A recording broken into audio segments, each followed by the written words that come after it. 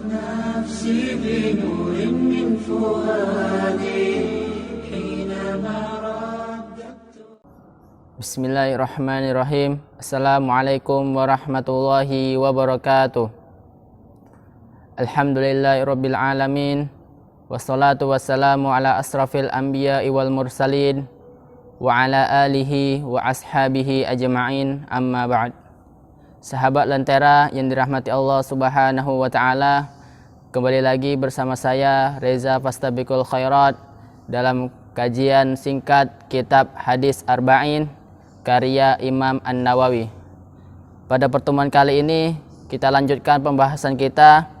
Sekarang kita memasuki hadis yang ketiga, yaitu tentang Arkanul Islam, yaitu tentang rukun Islam.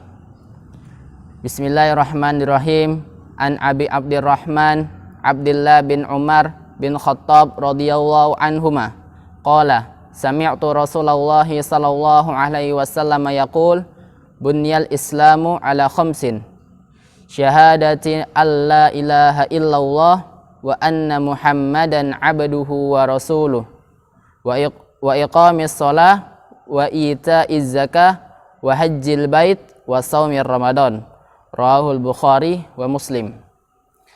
Dari Abdurrahman Abdullah bin Umar bin Khattab radhiyallahu anhuma, saya mendengar Rasulullah sallallahu alaihi wasallam bersabda, Islam itu dibangun atas 5 perkara. Yang pertama, bersaksi bahwasannya tiada ilah yang berhak disembah kecuali Allah Subhanahu wa taala, dan bersaksi bahwa Nabi Muhammad adalah utusan Allah Subhanahu wa taala. Kemudian mendirikan sholat, membayar zakat, dan pergi haji ke Baitullah, kemudian berpuasa di bulan Ramadan. Sahabat Lentera yang dirahmati Allah Subhanahu wa taala, pada hadis ini kita bisa mengambil kesimpulan, kita bisa mengambil faedah bahwasannya Rasulullah Shallallahu alaihi wasallam menyebut kata Islam dengan sebuah bangunan, memisalkan Islam dengan sebuah bangunan yang kokoh, karena Islam itu ya'lu wa la yu'la alaihi. Islam itu tinggi dan tidak ada yang bisa menjatuhkannya. Maka dari itu Rasulullah mengatakan bunyal Islam, Islam itu dibangun.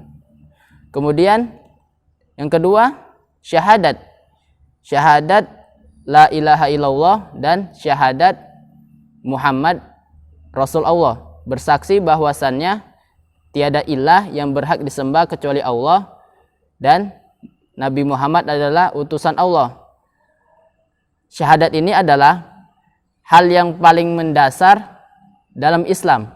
Ketika seseorang mengamalkan suatu ibadah tanpa didahului sebelumnya dengan syahadat, atau tanpa dia bersyahadat terlebih dahulu, maka amalan itu tidak sah. Karena syarat diterimanya ibadah yang pertama sekali adalah harus Islam.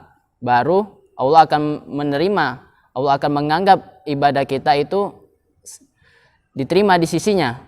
Oleh karena itu, ketika seseorang kafir atau seorang di luar Islam ingin masuk Islam, yang pertama sekali harus dilakukan adalah mengucapkan 2 kalimat syahadat, karena ini adalah pintu masuk yang pertama oleh agama Islam.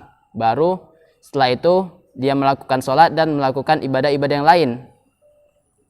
Kemudian yang kedua, mendirikan sholat, yaitu adalah senantiasa melakukan sholat tepat pada waktunya 5 kali sehari dan ditambah dengan sunnah-sunnah yang lain. Allah juga berfirman, sholat itu adalah mencegah perbuatan keji dan mungkar. Jadi Umar pernah berkata, kalau kamu ingin melihat seseorang, lihatlah dari sholatnya. Karena kalau dengan Allah saja dia lalai, apalagi dengan manusia. Jadi teman-teman, jika kita melihat teman kita baik atau buruknya, lihat dari sholatnya. Sholatnya baik tidak, sholatnya tepat waktu tidak, atau sholatnya bolong-bolong tidak.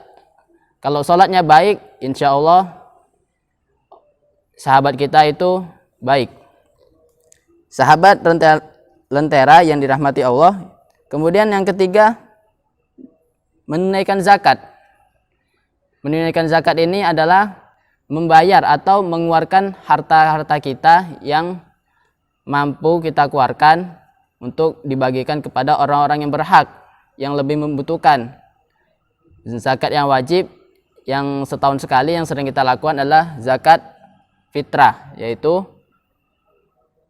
apa yang kita makan, apa yang sering kita makan sehari-hari itu dikeluarkan 2,5% untuk saudara-saudara kita yang membutuhkan. Kemudian yang keempat yaitu naik haji atau pergi ke Baitullah untuk melaksanakan ibadah haji bagi yang mampu. Nah, di dalam syariat ini Rasulullah menyebutkan khusus untuk naik haji itu bagi yang mampu, dan zakat juga bagi yang mampu. Karena tidak semua orang bisa mengeluarkan hartanya untuk disedekahkan, dan tidak semua orang bisa mengeluarkan hartanya untuk pergi ke Baitullah. Jadi ada keringanan dalam dua syariat ini, yaitu terkhusus bagi yang mampu. Nah, kemudian yang terakhir yaitu puasa di bulan Ramadan. Karena puasa di bulan Ramadan ini wajib kita lakukan setiap setahun sekali. Kemudian inti dari hadis ini adalah seorang yang mengingkari satu dari 5 rukun Islam ini berarti dia bukan Islam.